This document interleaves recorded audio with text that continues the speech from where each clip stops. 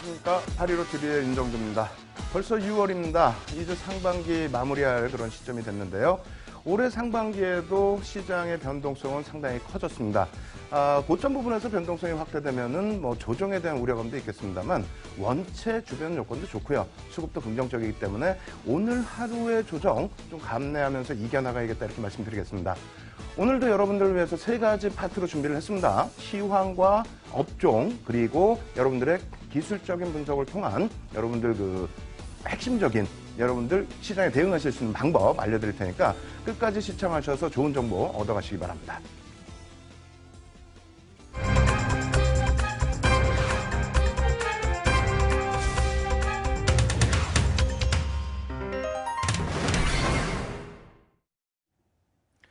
네, 화요일 날만 되면 큰 재료, 굵직굵직한 내용들이 나오는 것 같습니다.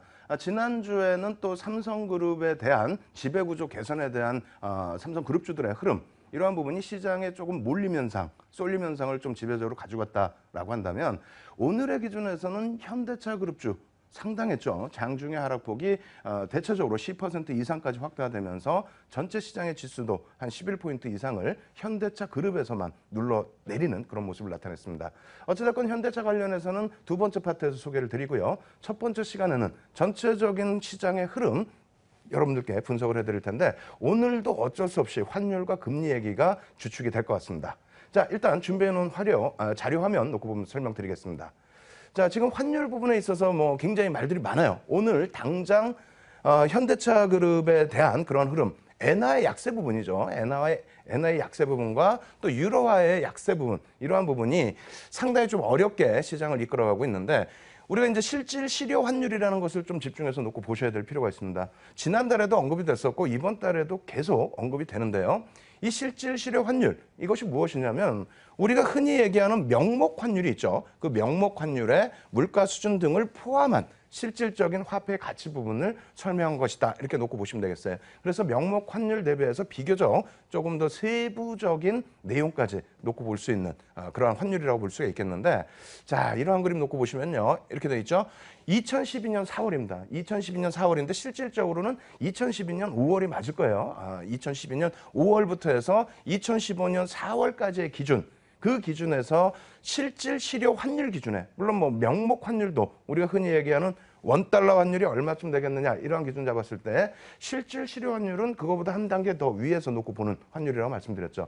그 환율 부분이 원화 가치가 어느 정도 절상이 됐느냐 이런 내용입니다. 그래서 조금 전에 화면 놓고 보시면은 다시 보여드리겠습니다만 일단 우리나라의 상위 5개, 그러니까 지금 BIS 쪽에서 나타난 그 자료인데요. 5개 국가, 상위 5개 국가 중에서도 가장 높은 20.2%의 절상률이 나왔다는 거예요. 다시 얘기해서 100이었다라고 한다면 그 가치 부분이 120까지 뛰어 올랐다는 겁니다. 언제 기준으로? 2012년 5월 기점에서부터 2015년 4월 기점까지. 그렇게 해서 이렇게 평가 절상이 되다 보니까 수출이 굉장히 어렵고, 그래서 지금 부분도 굉장히 불황형 흑자, 수출 흑자 부분이 지속되고 있다. 어렵다. 이런 얘기가 나오는 거고요. 여기에 이제 또 특징할 만한 곳이 일본이 되겠죠. 일본 같은 경우는 24.6% 기준에서의 평가 절하가 나타났습니다. 그러다 보니까 자동차 업종 같은 경우에는 토요타 같은 경우에 엄청난 시세가 나오고 있는데 반해서 현대차 같은 경우에는 오히려 실적 부분에 대한 우려감, 이런 여러 가지 요인 때문에 주가 조정이 크게 나타난 부분이죠. 어쨌든 이러한 그 환율 부분에 대한 내용이 되겠는데 이것을 전체적으로 또 한번 쭉 훑어보겠습니다. 자, 이렇게 보시면요. 달러화 인덱스예요. 2010년부터 기준을 잡아드렸고요. 2010년 이후에 인덱스 자체가 어떻게 되어 있습니까? 달러화 자체는 계속 강세를 띠고 있는 그런 모습입니다. 그리고 엔화는 어떻게 되어 있어요? 엔화는 그냥 내리 밑으로 하락하고 있죠. 지금 엔화 기준, 오늘 기준에서 장중 달러 대비해서 125엔까지 올랐었는데 다시 얘기한다면 125엔을 줘야만 이제는 1달러를 살 수 있다는 겁니다. 예전에는 75엔만 줘도 1달러를 샀었죠. 그래서 엔화가 약세를 띠다 보니까 일본 쪽에서는 수출 경쟁력이 굉장히 크게 살아난 겁니다. 이것이 15년 만에 가장 고점인 부분 125엔이라는 부분을 뚫고 올라섰다. 하반기에는 조금 더 엔화 약세가 이어질 수 있다 이렇게 해석을 하고 있는 거고요. 두 번째로는 유로화 인덱스입니다. 유로화 인덱스는 여러분께 잘 설명을 안 드렸습니다만 오늘은 조금 유로화 인덱스도 설명을 드리겠습니다. 유로화 인덱스도 여전히 약세 부분을 벗어나지 못하고 있습니다. 그러한 부분은 다시 가파르게 밀려 내려왔던 부분이 어느 기점이 되겠죠? 양적 완화 기점에서 조금 더 유로화의 약세가 이어졌다는 겁니다. 미국의 금리를 인상하게 되면 어떻게 될까요? 유로화의 약세는 조금 더 이어질 가능성이 높다는 거고요. 이러한 전체적인 내용, 뭐 위안화까지 놓고 보셔야 되는데 위안화 부분은 그나마 그동안에 여러분들께 형성됐었던 내용이 어떻게 돼 있죠? 위안화 자체의 강세, 달러 대비해서의 강세는 지속돼 왔었는데 최근 들어서는 이제 그 미국의 출구 전략이 가시화된다라는 내용 가지고 위안화도 좀 어느 정도는 정체되어 있습니다. 하지만 IMF 쪽에서는 위안화 부분에 있어서는 이제 더 이상 환율 조작국이 아니다라는 언급까지 했어요. 대표적으로 우리나라와 중국을 환율에 대해서 상당히 조금 평가절하로 만들어 놓는 그러한 조작국이다, 환율 조작국이다라는 언급을 종종 했었는데 이제는 뭐 중국마저도 환율 부분에 대해서는 오히려 조작국이 아니다라는 언급까지 했다라는 겁니다. 다시 얘기해서 이제 우리나라는 양면성에 놓여져 있어요. 지금 현재 기준이 환율에 대해서 절상이냐 절하냐 평가. 시장 평가는 절상으로 평가하고 있습니다만 실질적으로는 뭐 꼭 그렇지만은 않다라는 거고요. 어찌됐건 뭐 위안화 환율 부분과 우리나라 또 환율 부분까지 계속해서 살펴보도록 하겠습니다. 일단은 뭐 나중에 한번 다시 정리를 해드리겠습니다만 일단 원 위안 일봉 차트 놓고 보시게 되면 크게 부담스러운 요인은 사실상 없습니다. 2003년 이후에 형성되어 있었던 부분 다시 얘기하면은 지금 현재 기준은 위안화가 원화 대비해서 조금 더 강세를 띠고 있다는 겁니다. 2003년, 2004년 대비해서요. 다시 얘기한다면 지금 중국 쪽으로의 수출과 수입이 확대되어 있는데 이러한 환율 부분은 조금 그렇게 뭐 부정적이진 않다라고 해석을 해드리는 거고요. 자, 이러한 전체 내용이 어떤 흐름 때문에 연동이 되는 거죠? 자, 이런 부분이 있습니다. 국제금융위기, 리먼 브라더스 사태, 그리고 1차 유로존, 2차 유로존 위기, 3차 유로존 위기, 그리고 출구 전략 이렇게 나오게 되면서 이제 환율 부분은 위쪽으로 방향성을 줬었고요. 그런 흐름이 급격하게 시장이 안정된다고 해서 급격하게 원화가 강세를 띈 것이 아니기 때문에 수출주들이 그동안 뭐 시장을 좀 견인해 왔던 것이 사실입니다. 근데 지금 부분은 이러한 명목 환율은 이 정도 위치에 놓여져 있다 할지라도 실질 실효 환율 부분에 있어서는 상당히 절상이 돼 있다라는 해석이 나오고 있다라는 거죠. 정말 그런지는 뒷부분에 제가 결론을 내드리는데 미리 힌트를 드린다면은 굳이 겁먹으실 필요는 없다라는 것을 미리 말씀을 드립니다. 추가적인 내용, 자, 원화 환율 변동 추이 역시 보시고요. 그리고 엔화, 일본 엔화의 변동 추이 보시고, 그리고 영국 파운드화도 내년부터 금리를 인상합니다만 달러화 대비해서의 기준이에요. 달러화 대비해서는 역시 약세를 띠고 있는데 정확하게 놓고 보셔야 될 부분이 2006년부터 해서 약세를 띠고 있다는 부분입니다. 죄송합니다. 2014년부터 해서 그때부터 해서 약세를 띠고 있다는 거고 캐나다도 마찬가지고요. 중국 위안화 부분도 역시 마찬가지입니다. 따라서 우리가 이제 금리 부분을 놓치고 갈 수가 없는데 이러한 절상절하의 요인은 무엇이 가장 기준이 된다고요? 지난주에 보여드렸던 그 내용입니다. 미국의 기준금리가 2008년 12월 16일 이후에 멈춰져 있었는데 이제는 어떻게 한다고요? 빠르면 9월부터라도 인상을 하겠다라는 내용입니다. 그렇게 된다면 전체적인 부분에 있어서 뭐 환율 긍정적으로 똑같이 흘러가야 되는데요. 그렇지 못하다는 이유가 일단 영국도 내년부터는 금리 인상을 한다고 하고 있죠. 그래서 기준금리 멈춰 있는 상태에서의 흐름. 그리고 유럽 기준금리는 멈춰 있는데 여기서부터 문제가 발생되는 겁니다.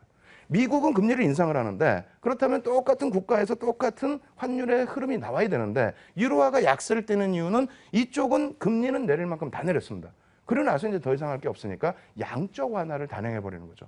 거기에 호주 쪽도 지금은 동결입니다만 추가적인 금리 인하 가능성이 열려 있다라는 거고요. 인도는 오늘 또 추가적으로 금리를 인하했어요. 중국과 마찬가지로 고금리에 형성돼 있기 때문에 인하 부분이 더 강조될 수 있다라는 부분입니다. 거기에 일본도 마찬가지로 제로금리에서 양적 완화를 지속할 수 있다는 것을 계속 언급을 하고 있죠. 이 부분에 대해서 문제가 된다는 거예요. 그래서 우리나라 같은 경우에도 지금 현재 어떻게 됐습니까? 지난주에 좀 언급이 나왔습니다. 어떤 언급이 나왔냐면은 자, 이렇게 된다면 미국이 9월경에 만약에 금리를 인상하게 된다면 미국 금리 인상하는데 우리나라가 금리를 인하하게 된다면 말 그대로 환율 조작이라는 또 그러한 누명을 또 쓸 수도 있기 때문에 그렇다면 금리를 인하할 것 같으면 좀 빠르게 앞당겨서 하자. 6월 혹은 7월 이런 전망이 나와 있고요. 수출에 대한 억압 그리고 하반기에 대한 경기 성장에 대한 경기 정책 있죠. 경기 부양책이 6월 말에 나옵니다. 그래서 벌써부터 이제 그러한 그 정책 내용에 대해서 어느 정도의 기대 심리가 있기 때문에 시장에서 노출되어 있는 범위가 가장 큰 것이 뭐라고요? 일단 금리를 좀 내려줘라. 이런 부분인데 KDI에서 금리를 인하했을 경우에 한국 성장률 3%로 설정을 해놨습니다. 그러니까 인하했을 경우를 기준 잡는 적은 여태 없었어요. 근데 가설을 내놓고 그러한 그 보고서를 내놨다는 것은 금리 인하에 대한 일정 부분의 압박이라고도 보실 수가 있습니다. 결론적으로는 우리나라 금리 인하할 가능성이 있겠고요. 그렇게 된다면 금리 부분의 인하에 따른 원화 절하 부분에 대해서 긍정적인 시각을 가져갈 수 있다는 겁니다. 어쨌든 추가적으로 보여드릴 텐데 뭐 이런 내용이에요. 이거 나중에 이제 자료 다운받으셔서 여러분들이 꼭 한 번쯤 놓고 보셔야 되는데요. 앞서서 보시면은 대부분의 국가가 어떻게 돼 있습니까? 선진국 쪽에 있어서는 대부분 제로금리에 가까운 위치에 놓여져 있다는 겁니다. 추가적인 인하보다는 이제 양적 완화인데 양적 완화도 어느 정도 이제 제한적인 범위에서 흐름을 가져갈 수밖에 없다.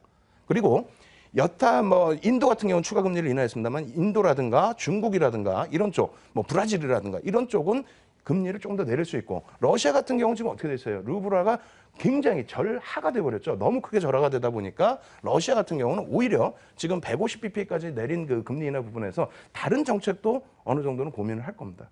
어찌됐건 그 선진 시장 쪽에서의 금리 베이스는 어느 정도 막혀 있고 양적 완화 부분도 이제는 추가적으로 공격적인 양적 완화보다는 시장이 좀 안정세를 취할 수 있는 그러한 수준으로 갈 수 있다. 그리고 뭐 이머징 마켓이나 이제 브릭스 같은 경우에는 추가적인 금리 인하를 할 수는 있습니다만 사실상은 우리나라에 미치는 영향력은 다소 제한적이라는 게 윤 정부의 의견입니다. 어찌됐건 우리나라 부분도 이제 현재로서는 제가 원래는 금리 인하라는 부분은 거의 없을 거다라고 말씀드렸지만은 오히려 지금 시점에서는 금리 인하에 대한 압박이 계속 표출되어 있는 거고요. 이 부분을 환율 부분으로 다시 해석을 해서 여러분들께 설명을 드리겠습니다. 자, 놓고 보시게 되면요. 월봉 기준 해야 되겠어요. 월봉 기준은 굉장히 먼 기간을 놓고 보여드리는 거죠. 지금 위치가 사실상 어떻습니까? 가장 중요한 부분이 이럴 때 지금 뭐 수치가 잘 안 보이겠습니다만 2007년 10월 달에 900원이 이탈됐었습니다. 그때 뭐 시장에 문제가 있었나요? 물론 서브프라임이 터지면서 문제가 발생되긴 했습니다만 그럼 다시 놓고 따질 때 그 앞부분에 1,100원이 급격히 이탈되는 그러니까 2004년도에 10월경에 원화가 강세를 띠기 시작해서 1,100원이 급격히 이탈되는 흐름이 나왔었지만 어떻게 됐습니까? 시장은 2004년 이후에도 2007년까지 엄청난 상승 랠리. 특히 2004년도 뭐 상반기를 기준으로 조금 더 땡겨서 놓고 말씀을 드린다면은 일단 뭐 2004년 상반기 기준에 조정받았던 폭이 700포인트예요. 그죠? 2004년 4월 저점이 700포인트입니다. 그거 대비해서 하반기에 원화가 1,100원을 깼습니다만 시장은 결국은 2,000포인트를 넘겼다는 거죠. 그래서 지금의 원화 강세, 만약 강세로 표현한다면 이 부분에 대해서는 아직까지는 사실상은 일정 범위는 여유가 있다. 물론 수출입 관련해서 문제가 일부 있을 수 있겠지만은 시장 관련해서는 그렇게 크게 위축되실 필요는 없다라는 겁니다. 다만 여기서 이러한 부분에 이제 또 문제가 직접적으로 제시가 되는 거죠. 원앤 월봉 차트입니다. 원앤 월봉 차트를 놓고 보시게 되면은 역시 마찬가지로 지속적으로 하락을 하다 보니까 자동차 업종 같은 경우에 굉장히 힘들게 진행이 된 거고요. 하지만 제가 다시 이것도 해석을 해드린다면 저쪽 왼쪽 보십시오. 왼쪽 보시면 어떻게 돼 있어요? 원앤 환율 기준에서 7.43원. 그러니까 100엔당 743원까지 밀려 떨어져 내려갔었다는 거죠. 언제요? 역시 2007년도 기준입니다. 물론 그 앞전의 흐름에서도 강세를 지금보다의 강세를 띠고 있었던 것이 사실이고요. 그때 시장이 무너졌느냐? 아니죠. 자동차 업종 그리고 전체적인 환율 문제 때문에 수출 업종이 멈춰져 있었을 뿐이지 시장 랠리는 지속이 됐다는 겁니다. 자, 다시 보겠습니다. 원 유로입니다. 원 유로 같은 경우에도 일단은 유로화 부분의 결제 부분도 우리가 상당히 있는데 유로화 환율이 유로 자체가 약세를 띠다 보니까 이러한 부분도 어렵지 않느냐? 역시 똑같은 해석입니다. 아시겠죠? 왼쪽 보시면은 그 수준 범위. 그러니까 너무 지금부터 해서 시장이 뭐 급락이 연출되거나 그런 어려운 부분으로 해석하지 말자라는 거고요. 이러한 부분들 다시 정리를 해드립니다. 아까 보여드릴 때 뭘 보여드렸어요? 어떤 거 보여드렸어요? 실질 실효 환율 기준에서 2012년 5월부터 2015년 4월까지 그때 기준에서는 어떻게 됐습니까? 우리나라 20% 수준의 절상이다. 실효 환율이에요. 근데 그것이 이제 명목 환율을 놓고 볼 땐 조금 차이가 있습니다. 어찌됐건 제가 기준점 잡는 부분은 2014년부터예요. 왜? 2014년 그 하반기 특히 4, 4분기부터 해서는 본격적인 미국의 금리 인상 얘기가 나오면서 글로벌 환율이 같이 움직였거든요. 그리고 우리나라가 여기 잘 보시면은요. 4월 저점이 여기입니다. 환율. 1,008원이에요. 1,008원. 천원이 다시 이탈될까라고 고민을 하고 있을 때, 그 1,000원대 초반까지 밀려 내려와 있을 때 기준을 잡아서 절상률을 따진 겁니다. 그럼 그렇게 따지지 말고 지금 기준에서 한번 절상, 절하율을 따져보자는 거예요. 다시 얘기해서 원달러 환율 부분에 있어서 2014년 1월 2일부터 6월 1일까지 기준인데요. 저기 바닥을 찍고 나서 이후, 이쪽 바닥이죠. 6월, 7월 이때 바닥을 찍고, 혹은 10월, 9월경에 바닥을 찍고 지금 현재 역의 환율 같은 경우는 뭐 조금씩 더 절하가 되고 있어요. 그래서 1,115원 뭐 이렇게 형성되어 있는 환율, 그 기준으로 놓고 볼 때는 우리나라도 절상이 아니라 절하라는 겁니다. 물론 실질 실효 환율이 아니라 명목 환율이에요. 하지만 어찌됐건 10.31% 절하가 되고 있다는 겁니다. 문제가 엔화의 기준이 되겠는데, 엔화가 23.85 절하인데 그 앞부분에 사실상의 그 환율을 놓고 보시면은 지금 당장 이렇게 절하만 된 것이 아니에요. 그 앞에 2013년, 12년, 11년 그때도 계속 절하를 진행해 왔었다는 거죠. 그 문제가 그렇게 크진 않습니다. 자, 대만의 뉴달러 환율, 대만 뭐 우리나라처럼 IT 쪽의 강국입니다. 그쪽에 전체적인 뭐 GDP 비중이 수출에 많이 놓여져 있는데 3.56% 절하예요. 그럼 우리보다 만약에 대만하고 무슨 어떤 경쟁이 있다, 그럼 우리보다 절하가 더 낮죠. 우리가 절상이 높은 게 아니란 얘기입니다. 거기에 위안화 같은 경우에도 마찬가지예요. 여기에서부터 놓고 보시게 되면 2.65% 절하 이렇게 돼 있는데 실질적으로 전체 그림에서 어떻습니까? 절상이죠. 절상 기준을 지금 가지고 가고 있다는 거고요. 인도 루피 같은 경우에도 오늘 금리를 인하했는데요. 금리 인하한 이후의 흐름에서 어떻게 돼 있습니까? 9.28% 절하예요. 그럼 인도하고 우리나라하고 무슨 뭐 수출에 관련해서 그 수출 환율에 대한 싸움이 있을 필요가 있을까요? 없죠. 자, 원엔 환율에 대해서 이 부분이 문제가 된다는 거죠. 원화가 엔화 대비해서 17.02% 절상됐다라는 거. 그리고 유로화 대비해서도 절상됐다라는 부분이 문제가 되는데, 앞서 먼 그림으로 다시 보시라는 거고요. 자, 표로 다시 보시게 되면은 이 절상, 절하 부분에 있어서 어느 시점에서 기준을 잡느냐에 따라서, 그러니까 뉴스만 보시면 그냥 이거 절상됐어, 큰일 났어, 난리 났어. 근데 그 뉴스들을 기점으로 잡아내는 환율의 범위, 4월에 1,008원의 기준이었고요. 지금 1,115원이란 말입니다. 예? 107원이 올라와 있어요. 그 기준에서의 이 흐름을 전체적으로 놓고 보셔야 된다는 거죠. 지금 현재 상태는 그렇다면 문제는 그다지 4월만큼 크지는 않다라는 겁니다. 그리고 시장에 미치는 영향도 제한적이라는 거예요. 자, 국가별 수출 비중 변동 추이예요. 이런 것도 나중에 한번 쭉 보시고요. 미국에서 이제 좀 다변화돼서 중국 쪽의 비중이 월등히 높아져 있고 EU 쪽의 비중도 높아져 있습니다. 그리고 일본의 비중도 있는데 EU와 일본이 합쳐서 이 정도예요. 네? EU와 일본에 합쳐서. 그리고 수입도 마찬가지가 되겠고요. 여기서 중요한 부분은 뭐가 되겠습니까? 결제 통화가 되겠죠. 결제 통화 비중 놓고 보십시오. 한국의 그 수출 결제 통화 비중 2000년부터 2014년까지인데 야, 너무 먼 기간 아니냐라고 하신다면 짧게 끊어드리겠습니다. 2011년, 2012년은 연간 기준에서의 결제 통화입니다. 그리고 나머지 부분이 이제 월간 기준에서의 결제 통화인데, 놓고 보시는 것처럼 엔화와 유로 부분이 이 정도 범위가 되겠죠. 이 정도 범위에서의 퍼센테이지가 어떻게 된다? 엔화와 유로 결제입니다. 뭐 문제는 조금 있을 수 있겠습니다만 그렇게 크게 우려하실 만한 범위는 아니다. 수입도 역시 마찬가지입니다. 아시겠죠? 이러한 부분이 내용이 굉장히 어려울 수 있어요. 그렇지만 결론적으로는 어떻게 돼 있다? 결론적으로는 이렇게 보시면 돼요. 환율, 금리 어렵다. 그럼 윤정부가 그냥 다 해석할 테니까 여러분들은 편하게 계십시오. 왜?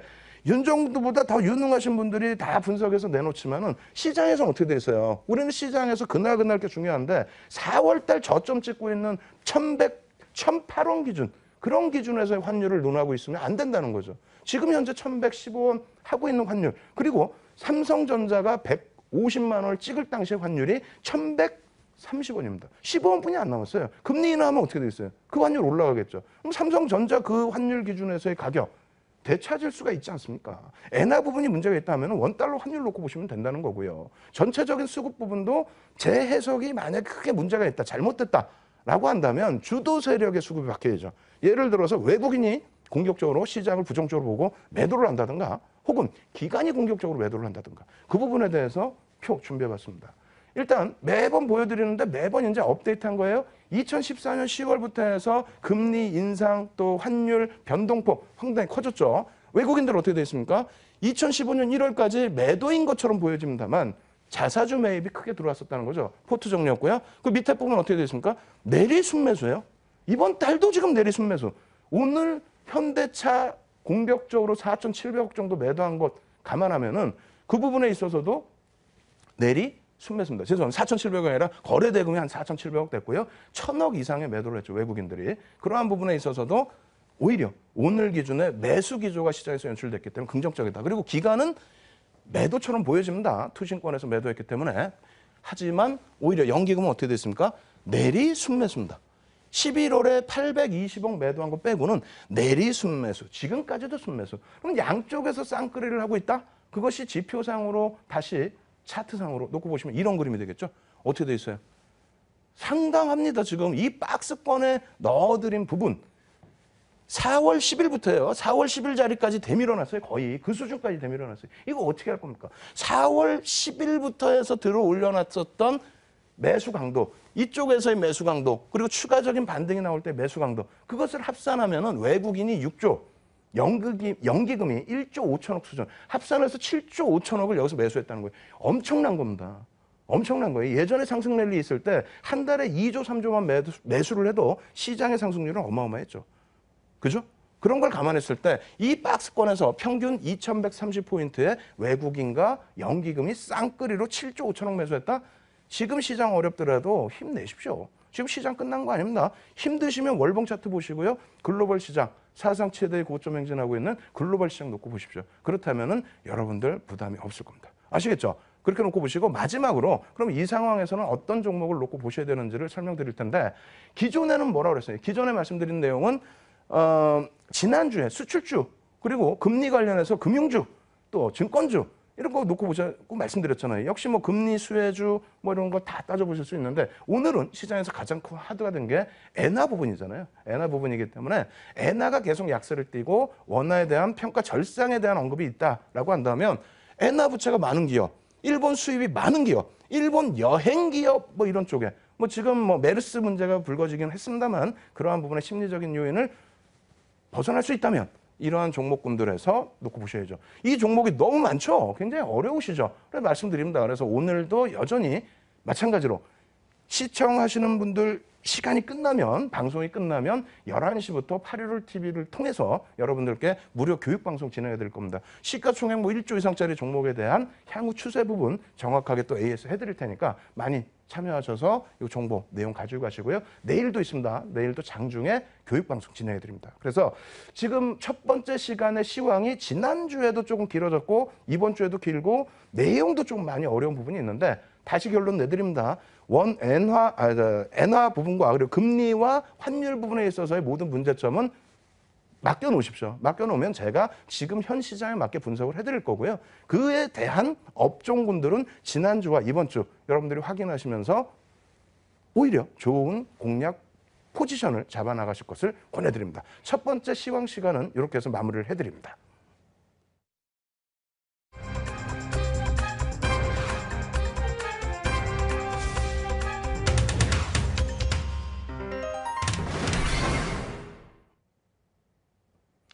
예, 지난주에는 뭐 화요일 날 기준에서 삼성그룹주였죠. 지배구조에 대한 내용이 나오면서 삼성 SDS 그리고 뭐 삼성 죄송합니다. 제일모직 그리고 삼성물산 이 종목군들 시가총액 합산을 하면 한 55조 정도 돼요. 55조가 넘는 그러한 종목에서의 등락률이 뭐 상한가 수준까지 올라가고 이런 흐름이 나오다 보니까 지수가 그때도 한 8포인트 정도의 왜곡된 현상이 나타났어요. 8포인트가 꼭 왜곡됐다라고 표현할 수는 없겠지만 세 종목의 쏠림 현상에 따라서 시장의 변화가 나온다. 거래대금이 그쪽에 집중이 된다. 이건 굉장히 문제가 되죠. 근데 오늘 또 희한하게 마찬가지였습니다. 오늘 같은 경우에도 현대차 그룹주, 특히 현대차에 대한 공격적인 매도가 집중이 되면서 그래서 개인들이 150만 주를 떠안게 됐는데 150만 주라고 하면은 0.8% 수준입니다. 시가총액이 2위였던 종목에 대해서 0.8%, 시가총액이 30조가 넘는 종목, 34조에 달하는 종목에 대해서 하루에 0.8%의 물량을 떠넘겼다? 150만 주를 떠넘겼다? 그러다 보니까 주가가 지금 14만 원까지 이탈되는 그런 흐름이 나왔죠. 이 부분에 대해서는 뒷부분에 뭐 결론을 내드리겠습니다만 일단은 첫 번째 기준은 투매에는 뭐 동참하실 필요는 없다라는 부분이고요. 그렇게 공격적인 매도 나온 부분이 엔화가 오늘 갑자기 뭐 급락을 했습니까? 하루에? 아니잖아요. 누적된 모습의 흐름인데 분명 어디선가에서는 두 군데 창고 특정 창고가 있었어요. 그쪽에서 포트폴리오 비중을 변경했다라고 해석하시는 것도 그렇게 나쁘진 않습니다. 물론 향후 추세에 대한 부분 엔화의 부담 요인이 있기 때문에 이 종목군들을 낙폭 과대로 접근하자라고 말씀드리는 건 절대 아니에요. 다만 이 부분에 있어서 투매에 동참하지 말자라고 말씀드리는 겁니다. 아시겠죠? 자, 현대차부터 일봉 차트부터 쭉 한번 놓고 보면 설명드리겠습니다. 자, 현대차 그룹의 그 운수 장비 업체는 5개로 분류가 되는데 일단 뭐 현대차 2014년 1월부터 해서의 흐름입니다. 52주 고가를 깨고 내려갔어요. 52주 고가 정도가 아니라 14만 원을 깨고 내려간 부분이 2012년 이후인가요? 굉장히 먼 기간입니다. 굉장히 먼 기간 그 주가를 깨고 내려갔다는 부분이고 이 부분에 있어서 이제 그 중기적인 추세를 놓고 보시더라도 월봉 기준에 단순하다고 말씀드렸죠. 제가 1월부터 여러분들께 말씀드린 게 뭡니까? 시장 어렵게 해석하지 말자라고 그랬잖아요. 단기적으로 좀 힘든 부분이 있더라 할지라도 넓게 보자라고 말씀드린 이유가 현대차 같은 경우는 어떻게 됩니까? 리먼 브러스 사태 터지고 난 이후에 환율을 다시 어느 정도 1,100원대에서 유지를 시켜줬죠. 그렇게 되면서 수출주 또 엔화가 강세를 띄었고요. 그렇게 되면서 수출주들 또 현대차 이렇게 해서 IT주와 함께 시장의 상승 랠리를 이끌어갔던 겁니다. 그죠? 그리고 달러와의 약세 때문에 상품 가격의 상승, 유가 상승 때문에 화학 정유가 움직임을 가져갔던 거고요. 다시 얘기해서 지금은 어떻게 됩니까? 어찌됐건 제가 막 열심히 설명드려서 원달러 환율은 크게 부담이 없고 원엔 환율의 문제가 조금 부담이 있습니다. 라고 했을 때 그렇다면은 엔화 수혜주를 역설적인 부분에서 찾아내셔야지 자동차 업종에서 계속 찾아내시기는 좀 어렵습니다. 다만 단기적인 낙폭의 확대에 따른 투매는 굳이 하실 필요는 없다는 겁니다. 다시 말씀드려서 오늘 무료 야간 교육방송 때 또 설명을 또 드릴 거예요. 드릴 텐데 수급 차트 딱 놓고 보시면은요. 오늘 같은 경우에 너무 현대차에 집중적으로 외국인들이 매도를 했다는 100만 주 매도에 기간이 50만 주 매도인데 그 부분에 있어서는 전체 기간 외국인이 한 명은 아닙니다. 근데 전체적인 부분에 있어서 특정 펀드에서 아마도 환매를 한 가능성이 높다. 그러니까 포트폴리오 정리를 했을 가능성이 높다. 이 부분의 추세적인 공격적인 매도는 다소 제한적일 가능성이 높다. 그래서 투매는 동참하지 말자 이렇게 설명을 드리는 겁니다. 두 번째로 나머지 종목군들도 짧게 설명을 드릴 텐데요. 같은 그룹 계열사들입니다. 현대차가 무슨 뭐 4,700억 정도의 거래대금이 형성되면서 주가가 눌려버리다 보니까 그나마 기아차는 오늘 좀 그나마 좀 방어를 한 거예요. 현대차 그룹주 중에서는 4% 정도 수준의 물량이 떠넘겨졌는데 하락이 났죠. 죄송합니다. 하락이 나왔는데 수급 부분은 그다지 문제가 없었습니다. 수급 부분이 문제가 없었다면은 추세를 전체적으로 월봉 기준에서 추세를 완벽하게 돌린다. 그 기준이 아니라 추가적인 투매는 배제할 수 있다. 이렇게 설명을 드리는 거고요. 현대 모비스 같은 경우에도 마찬가지예요. 현대 모비스, 기아차 오히려 공격적으로 현대차를 매도하고 현대 모비스와 기아차는 기관이 매도하고 오히려 외국인은 매수를 했습니다.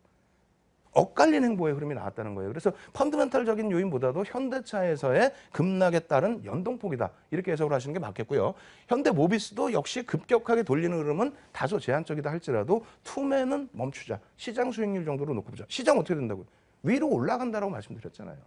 마지막으로 글로비스 한 번 더 보여드립니다. 글로비스 같은 경우에는 오히려 이쪽도 마찬가지예요. 수급이 나쁘지 않았습니다. 현대차가 수급이 나쁜 거고 글로비스 같은 경우에도 외국인들 기준에서는 매수가 들어왔어요. 그래서 주요한 지지 라인에서 일단은 꼬리를 달리고 돌았는데 이 부분에 있어서 이제 월봉 기준의 흐름, 이 추세 부분의 흐름이 급격하게 더 치고 뭐 상방향으로 아주 강하게 나온다. 이렇게 말씀드리기는 어렵습니다. 다만 투매 동참하지 마시고요. 그리고 시장 자체가 긍정적인 흐름으로 연출이 된다면 낙폭 과대의 흐름은 어느 정도 만회할 수 있다는 거 꼭 염두를 해두십시오. 그래서 현대차 그룹에 대해서 다시 한번 정리를 해드립니다. 여러분들께 앞서 말씀드린 것처럼 뭐 나중에 다시 교육방송을 통해서 정리를 자세히 해드리겠습니다만 오늘 현대차 그룹의 전체적인 흐름 이러한 부분은 쏠림 현상이 있기 때문에 현대차 자체가 아니라 시장에 악영향을 미칠 수 있다. 그래서 이 쏠림 현상 부분은 해소가 돼야 된다. 왜? 현대차 그룹 5개 종목의 시가총액 비중이 대략 70조 정도 합니다.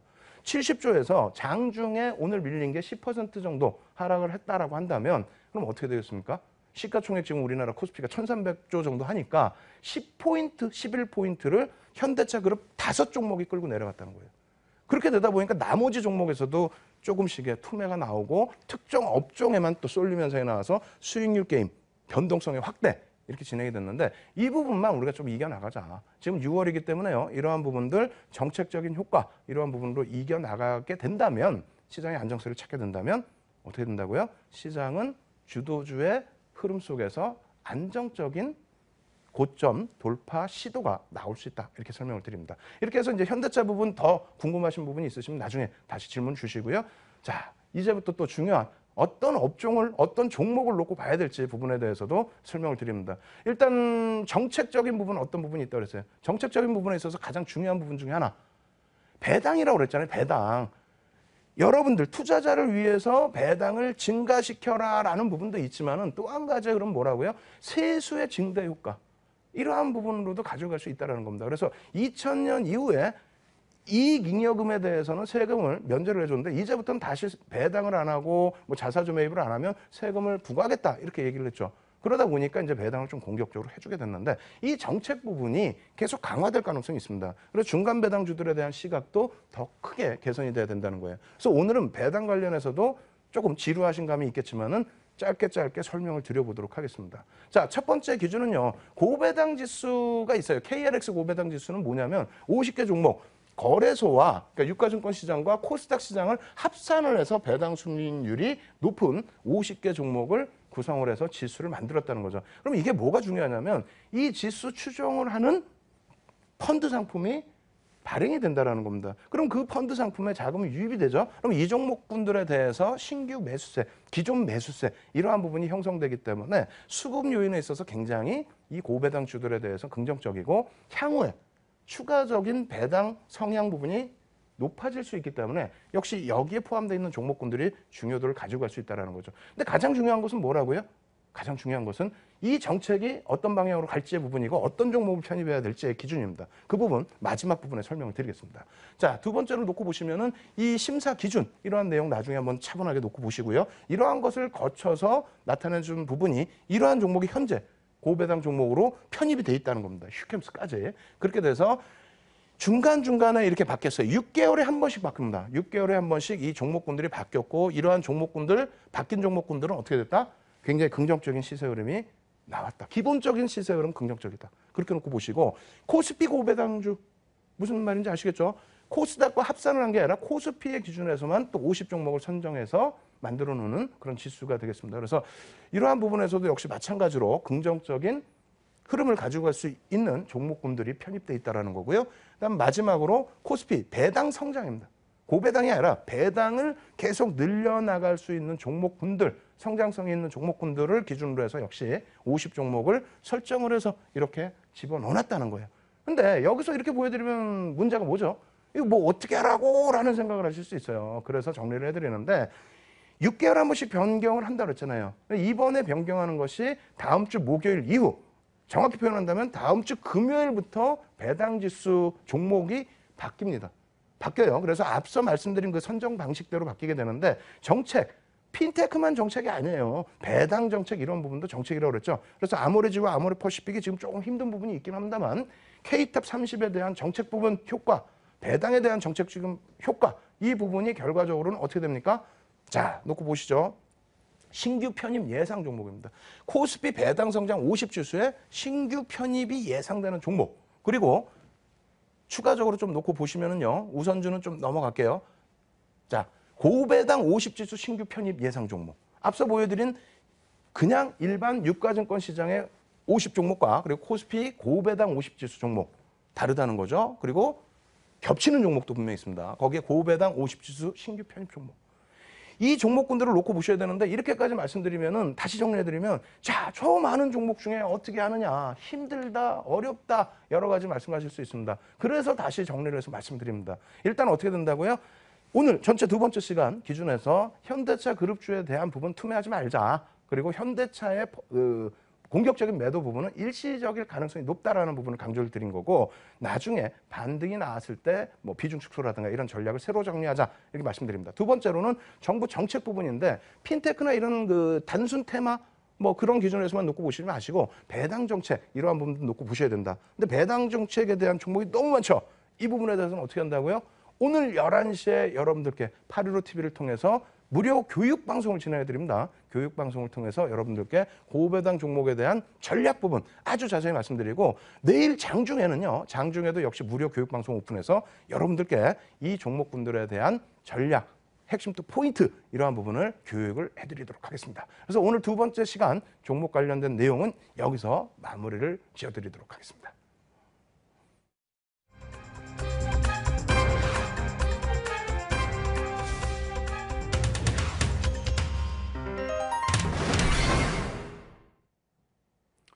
지난주의 기술적 분석, 지금까지 기술적 분석을 쭉 진행해드리고 있는데 지난주부터 스타트를 잡은 기술적 분석은 어떤 거죠? 추세 패턴입니다. 추세 패턴에 대한 매매 기준인데 이 부분에 대해서 말 그대로 이제 우리가 이평선은 배웠어요. 핵심화해서 그랜빌의 매매 법칙을 배웠는데 이 그랜빌의 매매 법칙, 이평선의 매매 법칙, 추세 법칙과 거의 비슷해요. 근데 추세 법칙에 있어서는 이평선보다 여러 가지 전략을 잡아낼 수 있습니다. 이평선은 기울기 정도의 기준을 설정을 한다면 추세 부분에 있어서는요, 변경되는 이 추세 라인을 놓고 보면서 새롭게 기준점을 설정할 수 있다는 거죠. 그리고 이격이 많이 발생되는 이평 같은 경우 어떻게 해야 될까요?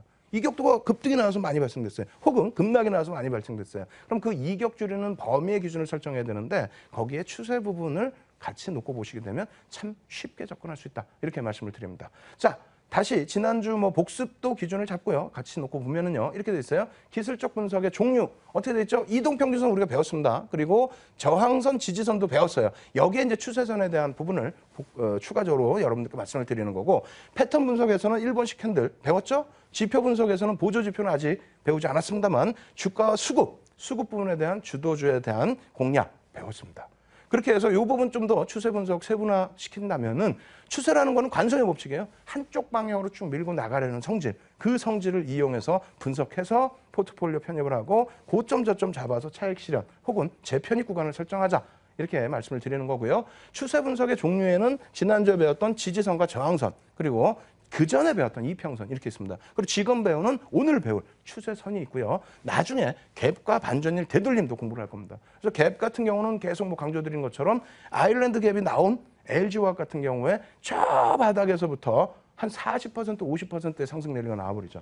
이러한 것이 갭이 발생된 이후의 흐름이었다는 겁니다. 뒷부분에 역시 설명을 드릴 테니까 이러한 추세 분석이 중요하다라는 거 꼭 염두에 두시고요. 자, 추세선이란 이렇게 되어 있습니다.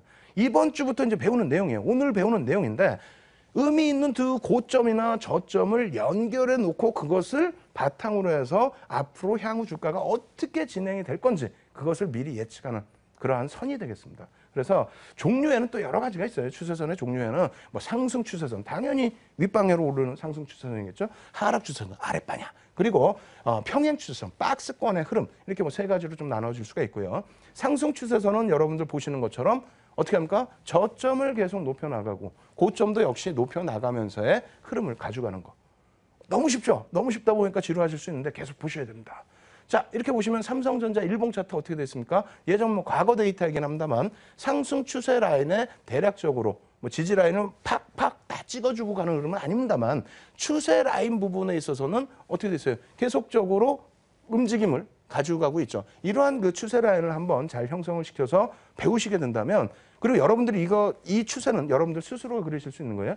그래서 이러한 그림을 그리실 수 있게 된다면 향후 전략 수립하실 때 또 저점 포착하셔서 편입하실 때, 고점 차익 실현하실 때 굉장히 긍정적으로 보실 수 있다. 이렇게 말씀드립니다. 거기에 하락 추세선 부분은 이런 반대급부의 내용이 되겠죠. 그래서 이러한 그림도 현대 로템 같은 경우의 흐름인데요. 하락 추세가 한번 형성되면은 어떻게 됩니까? 상승도 마찬가지고 하락도 일정 범위 기간 동안은 계속 진행하려는 관성의 법칙이 있다. 그렇기 때문에 이러한 부분에 있어서 여러분들이 이 추세선의 기준은 여러분들이 주관적인 생각입니다. 아시겠죠? 그래서 그 그림을 그리실 수 있는 방법을 좀 배우셔야 되겠고요. 자, 평행 추세선은 이러한 거죠. 박스 라인에서 이 박스를 위로 이제 뚫고 올라가 주면 굉장히 강력한 상승 추세가 나올 수 있고요. 밑으로 깨고 내려가면은 하락 추세가 연동이 될 수 있는데 일단은 평행 기간이 길면 길수록 그리고 이 변동폭이 좁으면 좁을수록 어떻게 된다고요? 방향성이 한번 나오면 그쪽으로 방향성의 쏠림 현상이 굉장히 크게 집중될 수 있다. 이렇게 설명을 드립니다. 현대 위아가 예제로 갖고 나왔는데 오늘은 좀 더 좀 안 좋은 흐름이 연출이 됐죠. 어찌됐건 이 평행 박스의 흐름에서 하단을 깨고 내려가는 흐름. 그렇게 되면서 이제 주가가 한 단계 밑으로 빠져내려가는 모습이 나타났고요. 이런 기준에서는 매수와 매도의 기준점을 여러분들이 좀 잡아내실 수가 있겠죠. 자, 추세 분석의 신뢰도 부분입니다. 이 부분도 뭐 좀 중요한 부분인데 앞선 것은 쉬우니까 쉽게 넘어간다 하시더라도 이러한 부분은 조금 고민을 하셔야 돼요. 그래서 우리가 추세 분석을 할 때 쭉 그려놓고 또 혹은 평행 추세 그려놓고 또 지지라인 형성 잡아놓고 먼 과거치 놓고 보시게 되는데 그러지 마십시오. 이게 굉장히 중요한 부분입니다. 신뢰도가 높아야 되겠죠. 높아야만 추세 분석에 의의가 있겠죠. 그래서 저점 고점이 어떻게 된다고요? 여러 번 형성돼야 돼요. 상승 추세다. 여러 번 형성돼서 올라가야 된다는 겁니다. 아시겠죠? 변동폭이 크건 작건 여러 번 그 지지대를 확인해주고 저항대를 또 확인해주고 그러면서 움직임을 줘야 신뢰도가 높다. 그리고 추세선의 길이가 길면 길수록 역시 좋다. 근데 그것은 더더욱 좋은 거는 평행 추세선이 길면 길수록 더 좋습니다. 우리가 흔히 띠라고 얘기를 하는데 띠가 길게 형성될수록 올라가는 각도, 내려가는 각도가 확대가 된다. 아시겠죠? 그렇게 놓고 보시고 기울기가 완만하면 당분간 추세가 지속됩니다. 기울기가 완만하면. 급격히 올라가면 어떻게 돼 있어요? 이격이 발생되니까 좀 힘들어지는 부분이 있겠죠. 근데 기울기가 완만하면 긍정적이다. 거기에 마지막으로 신뢰도 부분 하나 더 말씀드린다면 가장 최근에 형성되어 있는 지점, 그 지점이 추세의 저항과 고점에서 가장 중요한 위치로 작용한다. 이렇게 설명을 드립니다. 이 네 가지, 방금 말씀드린 네 가지는 여러분들이 꼭 체크를 하셔서 기억을 해두셔야 되고요. 추세선의 수정이라는 부분까지 오늘 공부를 해드릴 텐데 추세선의 수정이라는 부분은 어떻게 되어 있습니까? 기존 추세와는 다르게 움직여요. 그러다 보니까 막 혼란스러워하시고 야 이게 추세가 깨진 거야? 이거 어떻게 되는 거지? 내가 공부를 잘못했나? 이렇게 생각하시는데 그게 아닙니다. 추세선은 언제든지 새로운 추세가 형성돼서 바뀔 수 있다는 겁니다. 이러한 내용이 되겠죠. 뭐 기존의 주 추세선으로 해석을 하셔도 상관은 없어요. 그렇게 하셔도 상관없고 새로운 추세가 나온다라고 하면은 이 새로운 추세에 맞게 새로운 추세를 그려 나가면서 진행을 해주셔도 상관없습니다. 다만 여기서 좀 안타까운 부분은 새로운 추세가 나왔다면은 이 앞에서부터 이렇게 뭐 평행 추세 두 가지를 그려놓고 볼 때 여기서 좀 위로 올라가 줬다라고 한다면 그렇다면 어떻게 됩니까? 새로운 추세가 완벽하게 형성이 되는 거겠죠. 근데 그러지 못하고 다시 회귀돼서 내려올 때에는 기존 추세에서의 추세 부분을 여러분들이 공부를 하신 범위에서 대응 전략으로 꾸려 나가실 수 있다 이렇게 말씀드립니다. 그래서 이러한 새로운 추세가 나올 때 여기서도 마찬가지입니다. 만약에 새로운 추세가 또 나와주게 되면 그림을 새로 그리시면 되고 어렵게 생각하실 필요 없습니다. 긴장하시거나 혹은 당황스러워하시거나 그럴 필요는 전혀 없다라는 거죠. 아시겠죠? 그래서 아까 조금 전에 보신 그러한 내용의 추세선도 있고요. 이러한 부분에서의 추세선도 있습니다. 그래서 기존 추세선 파란 색깔도 있고 혹은 빨간 색깔이 뭐 기존 추세선이라고 한다면 그 이후에 형성된 추세선 기준이 되겠죠. 오히려 그래서 기존 추세선이 빨간 색깔 그 전부터 형성된 거니까요. 그렇게 형성됐다가 저점이 높아지면은 새로운 추세 라인으로 그림을 그리면서 대응하실 수 있다. 그리고 일반적으로는 이 추세 라인은 평행 기준으로 평형으로 형성이 됩니다. 옆으로의 평형 말고 이 범위 기준, 추세의 범위 기준이 하단과 상단은 같은 범위에서 움직임이 가져가고 있습니다. 물론 확대나 축소의 범위도 있어요. 그 추세 부분도 있는데 그러한 부분도 이제 뒷부분에 차분하게 놓고 공부를 하시면 될 것 같습니다. 자, 추세 곡선 부분도 한번 놓고 보죠. 추세 곡선 어떻게 됩니까? 이런 식으로 해서 이거는 이제 이평선하고도 좀 비슷하게 맞아 떨어지는 부분이 되는데 약간 직선으로 그리기에는 조금 애매모호한 추세의 흐름이 나오는 경우가 있습니다. 이럴 경우에도 크게 뭐 우려하지 마시고 이러한 부분도 곡선 추세선 HTS상에서 충분히 그리실 수 있어요. 혹은 이평선의 기준으로 설정해서 놓고 보시면서 추세의 기준 잡아내시면 되겠다 이렇게 말씀드립니다. 하이닉스 요즘에 뭐 시세가 좀 긍정적으로 나왔죠. 뭐 수출, 그러니까 원달러 환율에 대한 긍정적인 해석 부분도 있고, 그리고 앞으로의 그 실적 개선폭에 대한 긍정적인 해석도 있고, 어찌됐건 지금 시가총액 2위까지 올라서 있습니다. 예전 대비해서는 뭐 개인들의 수급이 그렇게 많이 집중되지 않는데, 뭐 제가 좀 잘못 적어왔네요. SK 하이닉스인데 지금 하이닉스 적어왔는데, 어찌됐건 SK 하이닉스의 추세도 어떻게 된다고요? 이런 뭐 기존의 주추세가 있을 수 있고, 새로운 추세 라인을 그릴 수 있고요. 역시 마찬가지입니다. 기존의 주추세가 있고, 새로운 추세 라인도 그릴 수가 있고, 그래서 주추세가 있고 새로운 추세 라인이 새롭게 형성이 돼서 그림이 그려지게 된다면 어떻게 됩니까? 주추세 라인을 이렇게 그렸다가는 저점 편입 구간을 설정할 수가 없게 되죠. 그리고 이평선에서도 이렇게 되면은 중기적인 추세에서는 접근하기가 어려워진다는 겁니다. 그래서 새로운 추세 부분에서는 이렇게 새롭게 여러분들이 집중적으로 다시 그려나갈 수 있는 그러한 것을 스스로 이제 좀 공부를 더 하셔야 돼요. 복습을 통해서도 하시고, 그리고 이러한 추세 그림 그리는 부분은 내일 뭐 장중 내내 여러분들께 교육을 시켜드릴 테니까 어렵게 생각하지 마십시오. 아시겠죠? 그리고 이러한 부분에 있어서 중요한 부분은 뭐라고요? 이 추세를 여러분들이 그리실 수 있어야만 내 포트폴리오 종목에 대해서 향후 목표 주가를 형성할 수 있다. 이렇게 말씀을 드립니다. 마지막으로 이제 추세선의 이탈 부분까지만 짧게 설명을 드릴 텐데요. 추세선의 이탈이라는 것은 말 그대로 추세의 약화로 인해서 하락 추세에서 저항선을 뭐 상향 돌파하는 거.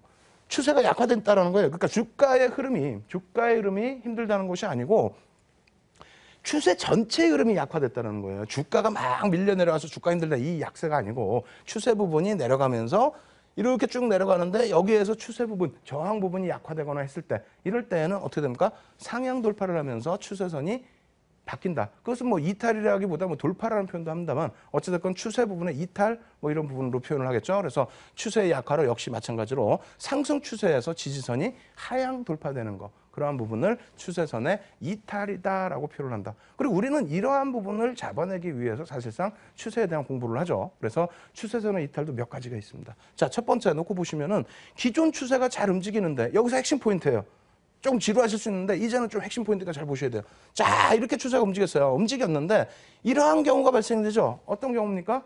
고점 부분, 저항선 부분을 부딪혀야 되는데 부딪히지 못하고 살짝 올라가다가 다시 지지 라인에 부딪힌다. 근데 이것이 이탈되면은 고점을 뚫지 못하는 상태에서 흐름이기 때문에 여기서부터는 추세 자체가 바뀌어버리는 겁니다. 그래서 여기선 추세를 다시 그려야 되겠죠. 이렇게 고점으로 해서 이런 각도 혹은 더 급격히 밀린다면 이러한 각도의 추세 부분을 다시 그릴 수 있습니다. 그래서 우리가 잡아내려고 하는 부분은 이 부분이다. 그래서 일반적으로 이러한 고점 저점을 찍고 올라가는 흐름에서는 여기서 급격하게 깨지는 경우는 드뭅니다. 혹은 여기서 급격하게 올라가는 경우도 조금 드물어요. 그 앞에 전조의 신호가 이러한 경우 혹은 여기에서 마찬가지죠. 여기까지 안 밀리고 여기서부터 올려치는 흐름. 그러한 흐름이 나올 때는 변곡점으로 기준을 좀 설정하셔서 미리 선제적인 대응을 일정 범위는 하셔야 된다. 이렇게 말씀을 드리겠고요. 이러한 경우가 LS 일봉 차트 놓고 보시게 되면 나오죠. 어떻게 됩니까? 평행을 잘 이루어가다가 어느 방향이든지 그 흐름으로 진행이 된다라고 했는데 다행히 윗방향으로 튀어졌으면 좋았을 뻔했습니다만 어떻게 됩니까? 고점을 남겨놓고 깨져 내려갔다는 거예요. 깨져 내려가면서 어떻게 돼요? 힘들어졌죠. 예? 이러한 부분 그래서 좀 빠르게 진행을 해드릴게요. 추세선의 이탈 부분이 조금 전의 각도 예? 요 기준에서 새롭게 이렇게 그림을 그려줬죠. 이러한 흐름이 나올 수 있고 또 혹은 이러한 흐름도 나올 수 있고 그래서 이러한 기준의 뭐 삼성증권의 일봉 차트라든가 그러한 부분을 여러분들이 집중적으로 놓고 보셔야 된다는 겁니다. 추세선의 전환이라는 부분이요. 굉장히 중요한 부분인데 이 부분은 여러분들께 다음 주에 설명을 좀 드려보도록 하겠습니다. 그래서 다시 추세 분석에 대해서 여러분들께 정리를 한번 해드릴게요. 아시겠죠? 지금 화면 나가 있으니까 예습하신다 생각하시고 이 부분 나중에 또 공부하시고요. 추세선의 기준 어떻게 잡아드린다고 그랬어요? 추세선의 기준. 추세선이라는 것은 뭡니까? 한 방향으로 관성의 법칙에 의해서 쭉 가져간다. 그 가져가는 관성의 법칙, 한쪽 방향으로 진행된다라는 부분을 어떻게 한다고요? 선을 그려서 우리가 목표 라인을 설정해보자. 이렇게 말씀을 드리는 겁니다. 그래서 지난주에 저항과 지지를 배운 건데 오늘은 아예 선을 그려서 전체적인 목표 라인 그리고 한 방향으로만 흐르는 것이 아니라 어떻게 된다고 그랬어요? 수정이 되고 변형이 되고 이탈이 되고 이러한 기준에서의 여러분들의 전략 굉장히 중요하겠죠. 그래서 오늘 야간 무료 방송 야간 교육 방송을 통해서 여러분들께 11시부터 815TV에서 아주 자세히 설명을 드릴 거고요. 그리고 내일은 한 달 만에 다시 오픈을 합니다. 그래서 장중에 815TV를 통해서 장중 아침 8시 반부터 오후 3시 반까지 여러분들과 함께 교육을 통해서 과연 이렇게 시가총액 큰 종목군들도 추세 부분에 맞춰서 저점을 잡아낼 수 있느냐 혹은 고점에서 차익 실현을 할 수 있느냐 이 부분에 대한 교육을 진행해 드리도록 하겠습니다. 아시겠죠? 오늘도 시황부터 업종 또 종목 교육까지 굉장히 길게 여러분들께 진행을 해드렸는데 조금 지루한 감이 없지 않아 있으실 거예요. 하지만 조만간 장이 좋아진다. 그렇게 된다면 큰 수익으로 여러분들 계좌를 꽉 채우실 수 있기 때문에 힘내십시오. 2100포인트 이탈됐다고 시장 끝난 거 아닙니다. 다음 주에 2100포인트 위에서 여러분들 찾아뵙도록 하겠습니다. 저는 815TV의 윤정두였습니다.